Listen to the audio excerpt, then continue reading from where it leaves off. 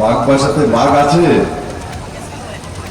ও আগে ছিল এখন না, এখনো আছে। আমার সামনে যারা বসে আছে সব বাঘই আছে, তাই না? বাঘ বাসার সব বাঘই আছে।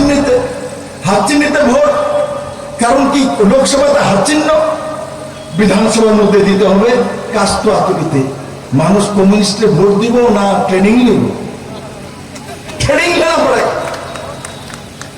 কোনটা কোন সময় ভোট দেবে মানুষ এত মনে কিভাবে রাখবে?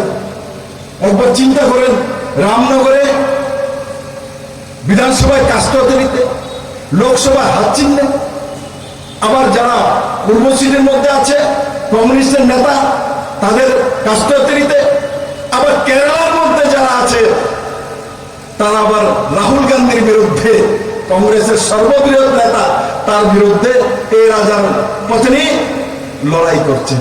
কমিউনিস্ট মাথাটা হয়ে গেছে, পাগল। মানিক সরকার সংবিধানের কথা বলে বলে সংবিধান বাঁচানোর জন্য উনি এসছেন। উনি ভারতকে রক্ষা করার জন্য, ভারতের অস্তিত্ব রক্ষা করার জন্য হাত চিহ্নে ভোট দিচ্ছেন। উনি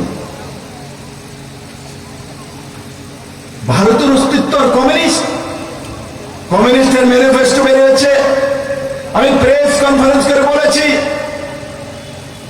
কমিউনিস্টের ম্যানিফেস্টোর মধ্যে লেখা আছে বহু কিছু ভারত বিরোধী লিখেছে। সবচেয়ে ভয়ঙ্কর সেটা হচ্ছে যে কমিউনিস্টরা এনডি গঠবন্ধন ক্ষমতা আসলে ভারত যে পরমাণু শক্তিধর দেশ, অটল বিহারী বাজপেয়ী প্রকরণে যে পরমাণু বিস্ফোরণ করে ভারতকে দুনিয়ার সামনে শক্তিশালী দেশ প্রতিষ্ঠা করেছেন, কমিউনিস্টের সত্তাতে আসলে প্রথমেই ভারত যে পরমাণু শক্তিধর দেশ, সমস্ত পরমাণু আমাদের যাই অস্ত্র আছে সমস্ত কিছু তারা ডেস্ট্রয় করে দিবে। এক চাইতে দেশদ্রোহী হতে পারে?